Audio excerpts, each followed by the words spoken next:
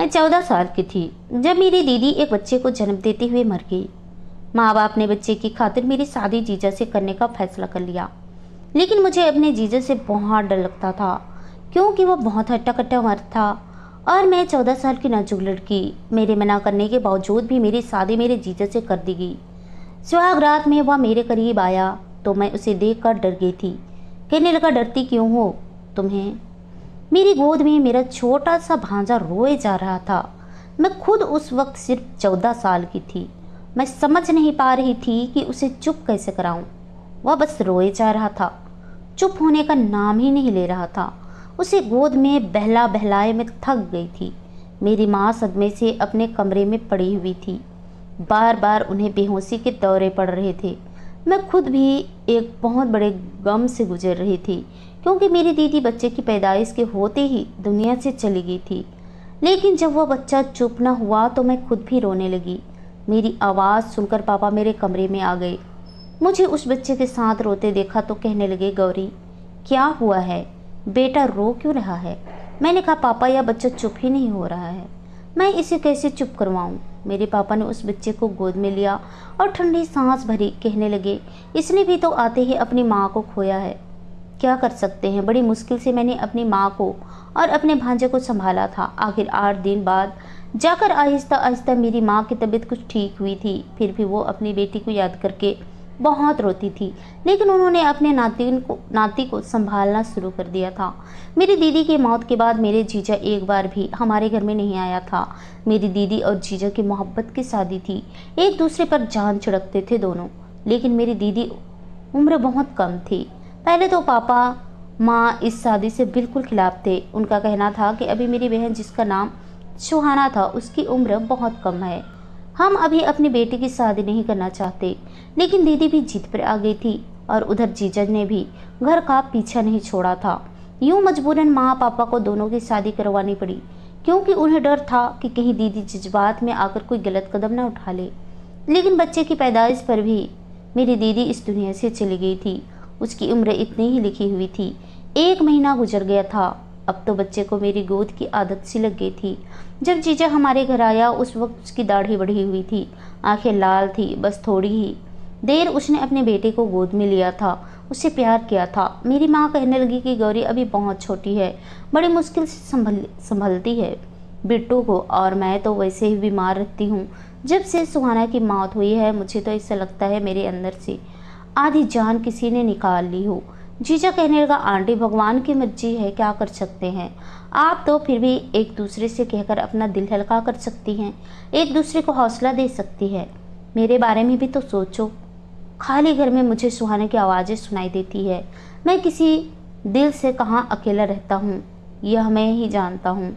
उनका गम अपनी जगह बहुत बड़ा था। मेरी माँ ने ठंडी गहरी सांस ली। कहने लगी, अभी तो छुट्टियाँ हैं, लेकिन छुट्टियों के बाद गौरी की 10वीं क्लास शुरू हो जाएगी। बेटा मैं छोटे बच्चे को संभालने की हालत में नहीं हूँ। जाने वाली तो जा चुके हैं, तुम्हें अब वो जिंदगी में आगे बढ़ना चाहिए, दूसरी शादी कर लो। यह सुनना था कि जीजा के माथे पर बल पड़े थे। कहने लगा, आंटी आप ये कैसे बातें कर रही हैं? सुहाने की जगह मैं किसी को नहीं दे सकता, कभी भी नहीं दे सकता। आप जानते हैं मैंने उससे कितनी मोहब्बत की है। उसके नाम पर जिंदगी बरसों गुजार सकता हूँ।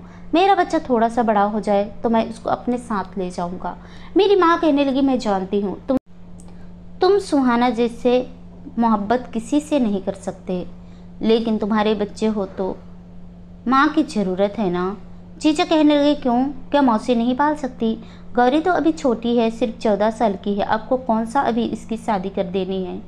जब तक वह 20 से 22 साल की होगी मेरा बेटा 5-6 साल का हो जाएगा और फिर मैं इसे ले जाऊंगा। लेकिन मेरी माँ कहने लगी, बेटा अब तुम्हें अपनी ज़िंदगी में आगे बढ़ना चाहिए। अगर तुम्हारा बेटा गौरी का आदी हो गया तो किसी दूसरी औरत को सह नहीं पाएगा। जाहिर है आज नहीं तो कल तुम्हें दूसरी शादी तो करनी ही होगी, यह ज़िंदगी अकेले नहीं कटेगी। वो कहने लगा, मुझे शादी करनी ही नहीं है, ना अभी और ना फिर कभी। मेरी माँ कहने लगी, फिलहाल तुम्हारे दिल में सुहाना का गम ताज़ा है, लेकिन मैं जानती हूँ वक्त के साथ साथ सब कुछ नॉर्मल हो जाएगा। कुछ महीने बाद ही तुम शादी कर लेना ताकि तुम्हारे बच्चे को उसकी लड़की की आदत हो जाए जो तुम्हारी बीवी हो, वरना बाद में बहुत मुश्किल हो जाएगी। अभी तो बिट्टू छोटा है कि जिसकी गोद में डालोगे उसी की गोद में उसकी आदत हो जाएगी, लेकिन बड़ा हो गया तो उसे नई औरत को कबूल करने में मैं बहुत परेशानी होगी। मेरी माँ की बात जीजा को बुरी लगी थी। वो फ़ौरन उठकर चला गया और उसके बाद पूरे 4 महीने बाद आया था। बिट्टू 5 महीने का हो चुका था। अब तो मेरे बगैर रह भी नहीं रहा था। मेरे लिए बड़ी मुश्किल होती थी। स्कूल से आती तो वह रोता रहता था। माँ उसे बहला फुसला कर थक जाती, लेकिन चुप ही नहीं होता था। मैं आते ही उसे गोद में भरती तो उसका रोना बंद हो जाता। मेरे साथ ही सोता था, मेरे साथ हाथ से ही खाता था। मुझे अपनी माँ समझता था और मैं भी उसके लिए ऐसे ही जज्बात रखने लगी थी। मुझे लगता कि जैसे वो मेरा ही बच्चा है। मेरी माँ बार बार जीजा को कहती कि अपनी ज़िंदगी के बारे में सोचो, तुम्हारे बच्चे का मामला है, लेकिन वो पता नहीं क्या सोचे बैठे था। माँ के बार बार बुलाने पर 4 महीने बाद आया था। एक ही घंटा बैठा था। माँ की बातें एक कान से सुनकर दूसरे कान से निकाल दिया और फिर उठकर चला भी गया। हर महीने वह कुछ पैसे मेरे पापा की दुकान पर दे जाता, कहता कि ये बिट्टू के खर्चे के पैसे हैं। मैं अपने बच्चे का बोझ किसी पर डालना नहीं चाहता। दिन यूं ही गुजरने लगे थे और मैं 17 साल की हो गई थी। अब तो बिट्टू भी 3 साल का हो गया था। अब तो मेरे बगैर और भी नहीं रहता था। मुझे मम्मा मम्मा कहता था। उन्हीं दिनों मेरा रिश्ता भी आया था। काफ़ी अच्छे खाते पीते लोग थे। मेरी माँ ने जीजा को बुलाया, कहने लगी कि गौरी का बहुत अच्छा रिश्ता आया है और हम चाहते हैं कि इसकी शादी कर दें। यह सुनकर वो कहने लगा, लेकिन मेरे बच्चे का क्या होगा? बिट्टू आपकी औलाद नहीं है, आपकी बेटी की आखिरी निशानी है। अपनी बेटी की खातिर मेरे बच्चे के साथ इतना बुरा मत करें। इसे इसकी माँ मत छीनिए। बिट्टू गौरी को ही अपनी माँ समझता है और अभी कौन सा आपकी बेटी की उम्र गुजरी जा रही है। 2-3 साल और रुक जाए, तब तक बिट्टू भी बड़ा हो जाएगा और बात को समझने लगेगा। आप देखना, मैं खुद ही गौरी की शादी बहुत ही अच्छे घर में करवा दूंगा, लेकिन मेरे बेटे को इस काबिल होने दें कि मैं उसके साथ रह सकूं। और वह बातों को समझने लगी। मेरी माँ कहने लगी, तुम समझते क्यों नहीं हो दामाद? वो अभी गौरी की जान नहीं छोड़ता, उसे अपनी माँ समझता है। कुछ और बड़ा हो गया तो इसके बगैर बिल्कुल नहीं रहेगा और वक्त का कुछ पता नहीं है। मैं बीमार रहती हूँ और गौरी के पापा भी ब्लड प्रेशर के मरीज हैं। हम अपनी बच्ची की शादी जल्द से जल्द करना चाहते हैं। तुम अपने बारे में सोचो। वो कहने लगा, ठीक है, आपको इतनी ही जल्दी है तो फिर गौरी की शादी मुझसे कर दें। जीजा ने यह बात अचानक ही कही थी। मेरी माँ को इस बात की उम्मीद नहीं थी कि जीजा ऐसा भी कह सकता था। यह सुनना था कि मेरी माँ ने हैरत से उसे देखा था। कहने लगी, तुम गौरी से बहुत बड़े हो, पूरे 10 साल बड़े हो। जीजा ने कहा, तो फिर क्या हुआ? बिट्टू गौरी को अपनी माँ समझता है, अब इसके बगैर नहीं रह सकता और मैं किसी दूसरी औरत को ले आऊँगा तो पता नहीं वो मेरे बच्चे के साथ कैसा सलूक करेगी। हो सकता है इसके साथ माँ वाला प्यार ना करे, मेरे सामने प्यार करे और मेरे पीछे से मेरे बच्चे को मारती रहे। गौरी इसकी मौसी है, इसके साथ अच्छा सलूक रखेगी, बिल्कुल माँ जैसा प्यार देगी जैसा कि अभी दे रही है। मुझे शादी की कोई ख्वाहिश नहीं है, लेकिन मुझे अपने बच्चे के लिए माँ चाहिए जो गौरी से बढ़कर और कोई हो ही नहीं सकती। मेरी माँ कहने लगी, मैं तुम्हारे ससुर से बात करके देखूंगी। देखो गौरी, मेरी एक ही बेटी है।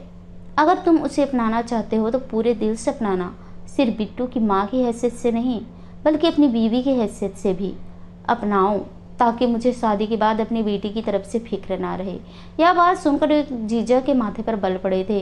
कहने लगा, आपको शिकायत का मौका नहीं मिलेगा। जीजा अच्छे खाते पीते घराने के ताल्लुक रखता था, दिखने में भी खूबसूरत नौजवान था, उम्र 29 साल की। कोई भी लड़की उसको देख अपना दिल उस पर हार सकती थी, लेकिन मेरे दिल में उसके लिए ऐसा कोई जज्बात नहीं थे। होते भी कैसे? मैंने तो उसे हमेशा अपने भाई की नज़र से ही देखा था। उसके घर में किसी भी चीज़ की कोई कमी नहीं थी। जब यह बात मेरे पापा को पता चली तो कुछ सोच समझकर उन्होंने भी हाँ कर दी थी, क्योंकि वो उम्र में मुझसे काफ़ी बड़ा तो था, लेकिन उसके अलावा उसमें कोई कमी नहीं थी। और सबसे बड़ा दिक्कत तो बिट्टू का था। वो अभी बहुत छोटा था और उसे एक माँ की ज़रूरत थी। नई नई औरत का क्या भरोसा, उसे सगी माँ की मोहब्बत देती या नहीं। और यही सोचकर मेरे पापा ने शादी के लिए हाँ कर दी। और ऊपर से उसके घर में किसी चीज़ की कमी भी नहीं थी। इधर बिट्टू की भी मेरा बहुत आदी हो चुका था। मेरी माँ जब मेरी रजामंदी पूछी तो मैंने कोई भी इतराज़ नहीं किया था। जीजा में ऐसे कोई कमी नहीं थी जिस बात पर मैं इतराज़ करती, बल्कि मेरे लिए खुशी की बात थी कि अब मैं बिट्टू की देखभाल आराम से कर सकूँगी, क्योंकि बिट्टू से मुझे बड़ा ही लगाव हो गया था। खैर बड़ी ही सादगी के साथ मेरी और आकाश यानी मेरे जीजा की शादी कर दी गई। जब विदा होकर आकाश के घर आई तो मेरा दिल जोर से धड़क रहा था, क्योंकि मैंने आकाश के बारे में कभी भी ऐसा नहीं सोचा था। बस यही था कि मेरा जीजा है। फिलहाल तो मेरा दिल बिल्कुल खाली था, इसमें कोई भी जज्बात नहीं था। मुझे लगा शायद वो मेरे साथ वैसा ही सलूक करेगा जैसा कि एक पति अपनी बीवी के साथ करता है, लेकिन ऐसा नहीं था। घर में आते ही उसने मुझे एक अलग कमरा दिखाया था। कहने लगे, यहाँ तुम्हें कोई तकलीफ नहीं होगी, तुम बिट्टू के साथ यहाँ बड़े सुकून से ज़िंदगी गुजार सकती हो। मैंने हैरत से आकाश को देखा था। मेरे पास आकर कहने लगा, मेरे दिल में कल भी सुहाना थी और आज भी सुहाना है और हमेशा सुहाना ही रहेगी। तुम मेरे घर में सिर्फ और सिर्फ मेरे बेटे की माँ बनकर आई हो और ना ही कभी मेरी बीवी बनने की कोशिश करना। यह कहकर वह कमरे से जा चुका था और मैं चुपचाप हैरान हुई आंखों से उसे देखती जा रही थी। मेरा कमरा खाली हो चुका था। बिट्टू मेरी उंगली पकड़े मम्मा मम्मा कह रहा था। मैंने अपनी आंखों में बहते आंसू साथ किए और बिट्टू को बेड पर लिटाकर सुलाने लगी। अपने कपड़े बदलते हुए मुझे बहुत रोना आ रहा था। भले यह शादी जैसा भी हालात में हो गई थी, लेकिन मेरे लिए यह एक नया एहसास था। मैं आकाश को दिल से कबूल कर चुकी थी और मैं उसके साथ मियां बीवी का रिश्ता रखना चाहती थी, लेकिन उसने मेरे मुंह पर ही मेरी बेइज्जती करके मेरे साथ बहुत बुरा किया था। मेरा दिल दुखाया था उसने। मैंने सोचा इससे तो अच्छा था काश मेरी माँ मेरी शादी किसी और से कर देती, कम से कम वो मेरे साथ ऐसा सलूक तो न करता। यह आदमी तो पत्थर दिल है। कितने आराम से मुझे यह सब कुछ कहकर चला भी गया था। एक बार भी नहीं सोचा कि मेरे दिल में क्या गुजरेगी। मुझे अपनी बहन से नफरत नहीं थी, लेकिन मैं अपनी ज़िंदगी अच्छे से गुजारना चाहती थी। हर लड़की यही चाहती है कि उसका जीवन साथी सिर्फ और सिर्फ उससे मोहब्बत करे। पहले जब वो सुहाना से मोहब्बत करता था तो मुझे इस बात की खुशी होती थी कि मेरी बहन कितनी खुशकिस्मत है, उसे इतना प्यार करने वाला पति मिला है। लेकिन अब यही बात मुझे चुभने लगी थी। वह मेरे सामने ही दीदी के प्यार की आह भर रहा था। दीदी जा चुकी थी, लेकिन अब मैं उसकी ज़िंदगी में आ गई थी। उसका फ़र्ज बनता था कि वो मुझे मेरे हिस्से की खुशियाँ देता, मुझे मेरे हिस्से का प्यार देता, लेकिन उसने ऐसा नहीं किया। सुबह मैं उठी तो बिल्कुल चुपचाप थी और मैंने नाश्ता टेबल पर रख दिया था। आकाश ने चुपचाप नाश्ता किया। उसने एक नज़र उठाकर भी मेरी तरफ नहीं देखा था। मैं उस पत्थर दिल आदमी को देखकर अपने दिल ही दिल में आंसू बहाती रही। खूबसूरती मैं दीदी से कहीं अधिक थी। खूबसूरत तो दीदी भी थी, लेकिन मैं उससे कहीं ज़्यादा खूबसूरत थी। लेकिन आकाश ने मेरी तरफ नज़र उठाकर भी नहीं देखा था। उसके दिल में सिर्फ और सिर्फ दीदी बसी हुई थी। वह चला गया और हर दिन अब ऐसे ही गुजरने लगे थे। पूरा दिन या तो मैं काम पर लगी रहती या बिट्टू में लगी रहती, लेकिन रात को ना चाहते हुए भी मेरी आंखों में आंसू बहने लगते। वह तो मुझे देखना भी पसंद नहीं करता था। मेरे पास आना तो बहुत दूर की बात थी। हाँ, मेरी ज़रूरत का हर सामान वह लाकर रख देता था। मुझे खाने पीने पहनने ओढ़ने की कोई कमी नहीं थी, लेकिन औरत के लिए यही सब कुछ काफ़ी नहीं होता। उसे पति की मोहब्बत चाहिए होती है, जो मुझे मिल नहीं रही थी। हर लड़की के अंदर यह ख्वाहिश होती है। मेरा मन करता है वह मुझे प्यार दे, मेरी तारीफ करे। एक बार यूं ही मेरा तैयार होने का जी चाहा। मैंने एक खूबसूरत सी साड़ी पहनी थी, मैंने मेकअप किया था, अपने बाल खुले छोड़ दिए। इत्तेफाक ऐसा था कि उसी वक्त आकाश भी घर आ गया। मुझे देखकर उसके माथे पर बल पड़े थे। गुस्से से मुझे देखने लगा और बोला, यह क्या पहन रखा है तुमने? इस तरह तैयार होकर मेरा दिल लुभाना चाहती हो? क्या समझती हो? क्या मैं कमज़ोर किरदार का मालिक हूँ? तुम मेरे सामने सज संवर कर आओगी तो मैं अपने होश खो उठूँगा, तुम्हारे करीब हो जाऊंगा। शर्म नहीं आते ऐसे हथकंडे इस्तेमाल करते हुए? उसकी बातें सुनकर मुझे अपना आप उसके सामने बहुत छोटा लगने लगा था। मुझे अपनी बहुत ही बेइज्जती महसूस हुई थी। मेरी आंखों में आंसू आ गए थे। मैं तो बस यूं ही तैयार हुई थी। मुझे नहीं पता था कि वो ऑफिस से जल्दी घर आ जाएगा और इस तरह मुझे जलील करेगा। मैं कमरे में जाकर कपड़े बदलकर फूट फूट कर रोने लगी। बिट्टू मेरे पास ही मौजूद था। मुझे रोता देखकर मेरे पास आया, मेरी आंखों से आंसू पोंछने लगा। कहने लगा, मम्मा क्या हुआ है आपको?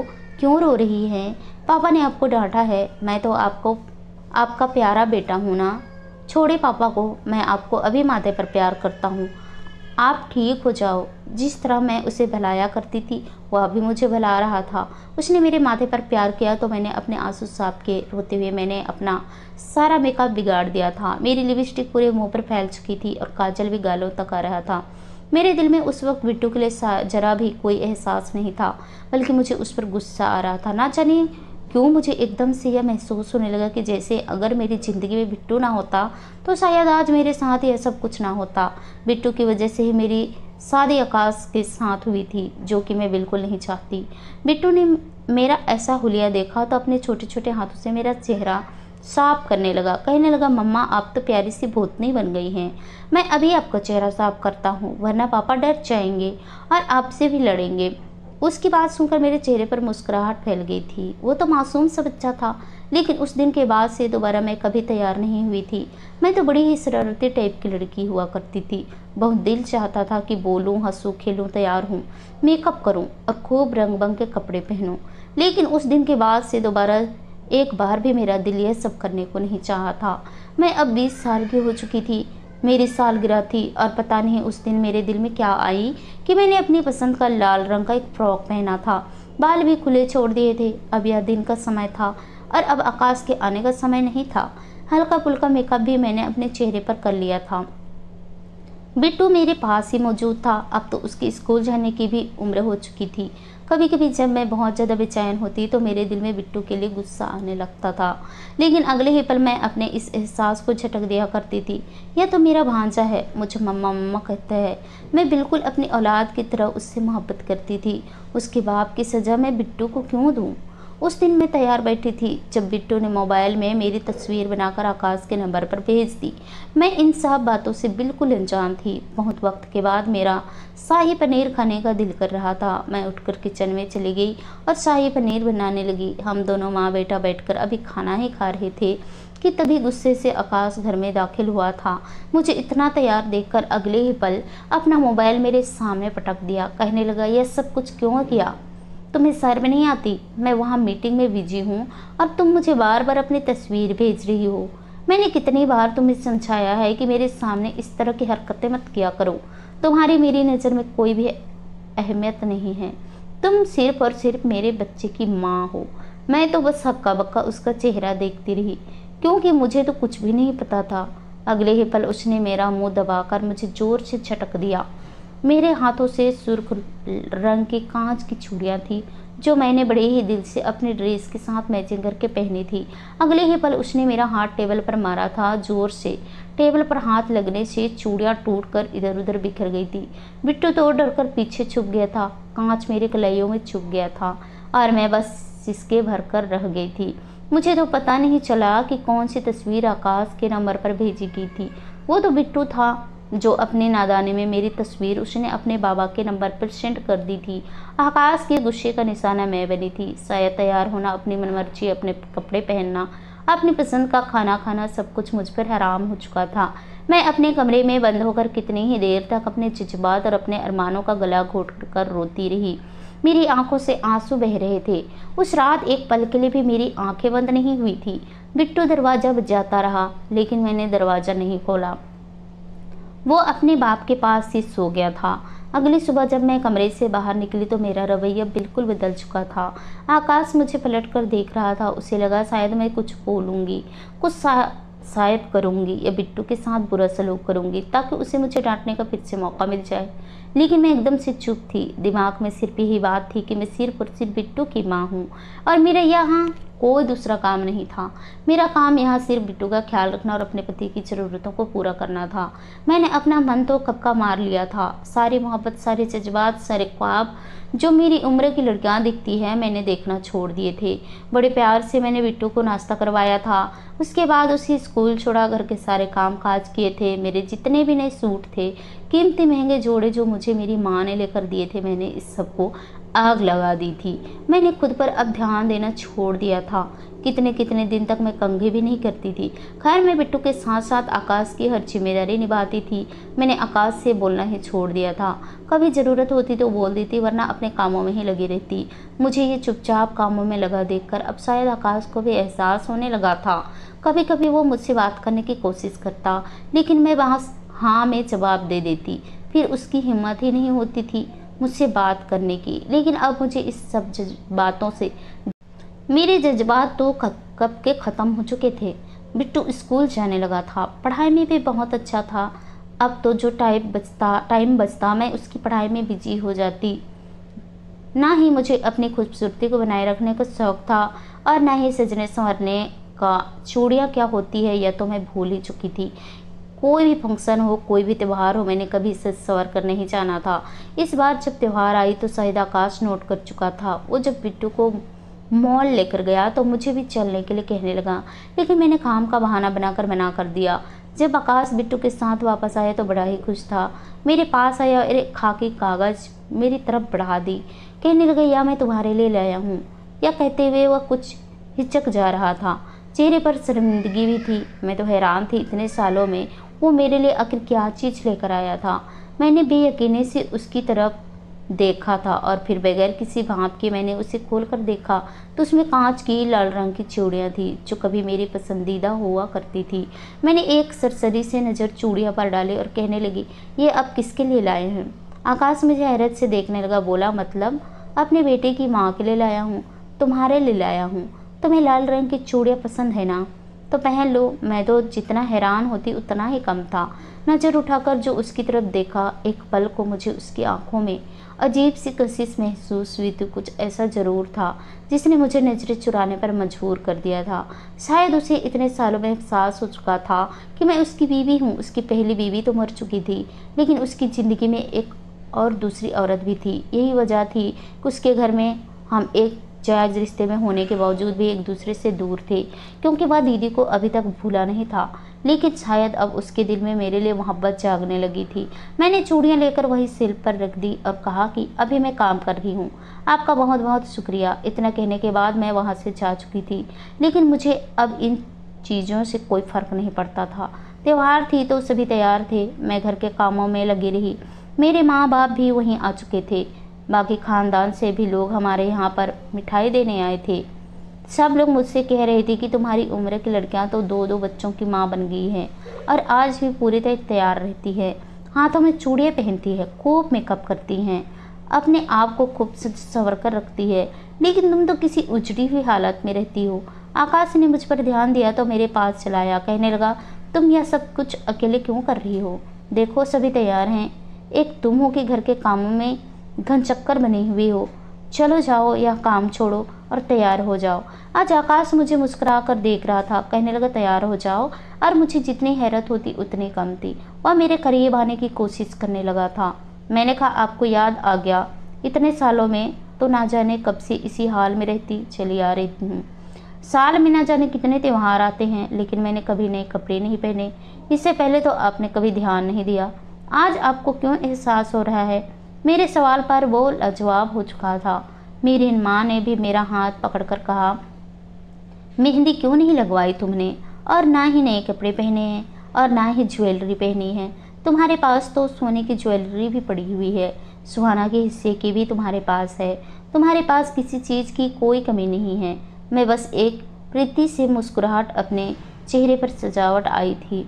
कहीं ना कहीं उसको अपनी गलती का एहसास हो चुका था। जब वह बिट्टू सो चुका था तो उस रात, उस दिन जब वह बिट्टू सो चुका था तो यूं ही मैं अपने कमरे में गुम बैठी हुई थी। आकाश कमरे में आया। उसको देखकर मैं थोड़ी सी हैरान हुई थी, क्योंकि रात के वक्त आज पहली बार था जब आकाश मेरे कमरे में आया था। वह मेरे सामने बैठ गया, मेरे हाथ पकड़कर मुझसे बातें करने लगा। लेकिन मैंने अपने हाथ छुड़ा लिया। कहने लगा, देखो गौरी, मैं तुम्हारे साथ बहुत गंदा सलूक किया है। मैं जानता हूँ सुहाना की मोहब्बत में अंधा हो चुका था, लेकिन यह बात तुम भी जानती हो कि सुहाना मेरी ज़िंदगी में कितनी अहमियत रखती थी। हम दोनों एक दूसरे पर जान देते थे। उसका इस तरह से चले जाना मेरे दिल और दिमाग पर गहरा असर डाला था। मैं तो बिल्कुल भी उसके लिए दीवाना सा हो चुका था, जिसकी खातिर मैंने तुम्हारा हक भी भुला दिया था। लेकिन वक्त के साथ साथ मुझे एहसास हो चुका था कि मैं तुम्हारे साथ बहुत गलत सलूक किया है। तुमने मेरे बेटे को अपने औलाद की तरह पाला। मेरे बेटे के लिए तुमने अपनी सारी खुशियाँ कुर्बान कर दी। छोटी सी उम्र में ही तुमने इसे माँ का प्यार दिया, और जब यहाँ आई तो जाहिर सी बात है, तुम्हारा पति था। तुम मुझे पति जैसा तो नहीं, पर एक दोस्त के जैसा उम्मीद रखने लगी थी। लेकिन इसके बावजूद भी मैं तुम्हारे साथ बहुत सख्ती की थी। मेरी कलाई पर अभी भी उन टूटे हुए चूड़ियों के निशान थे। वह निशानों को छूकर आकाश कहने लगे, मैं तुम्हारे साथ रिश्ता आगे बढ़ाना चाहता हूँ। मेरे दिल में तुम्हारे लिए बहुत मोहब्बत है। कहीं ना कहीं मैं तुमसे बहुत मोहब्बत करने लगा हूँ। तुम्हारे साथ ज़िंदगी की नई शुरुआत करना चाहता हूँ। आकाश की आंखों में खुमारी छाने लगी। उसने अपने साथ लाई हुई लाल रंग की चूड़ियाँ मेरी कलाई में पहनाई। धीरे धीरे वह मेरे करीब होने लगा। मैं उसकी बातों पर का मतलब समझ रही थी, लेकिन अब मेरे जज्बात बिल्कुल ख़त्म हो चुके थे। मैं वहाँ से उठकर खड़ी हो गई। यह सब अरमान तो मेरे दिल में कब से ख़त्म हो चुके थे। मैं पलटकर उसे देखा और कहा कि मैं सिर्फ़ और सिर्फ बिट्टू की माँ हूँ, इससे ज़्यादा मेरा और आपका कोई रिश्ता नहीं है। मेरे अंदर भी जज्बात थे। कभी मैं भी यह दुआ करती थी कि आप मेरे अच्छे पति बनकर रहेंगे, मुझे मेरे हिस्से का हक देंगे, मुझे मेरे हिस्से का प्यार देंगे और मैं आपके बाहों में समाने के लिए तड़प रही थी। लेकिन अब मेरे यह सब जज्बात मर चुके हैं। मेरे साथ प्यार से बात करने की तो बात ही दूर है, आपने तो मुझे नज़र उठाकर देखा तक नहीं। कितना मेरा दिल चाहता था कि जब मैं तैयार हूँ तो आप मेरी तारीफ़ करें, मेरे लिए तोहफे लेकर आएँ, मुझे बाहर घुमाने ले जाएं, मेरा ख्याल रखें। लेकिन आपने ऐसा बिल्कुल नहीं किया। हर बार आपने मुझे जलील किया, मुझे हर वक्त यह बताया कि मैं दूसरी हूँ, सिर्फ़ और सिर्फ मैं बिट्टू की माँ हूँ।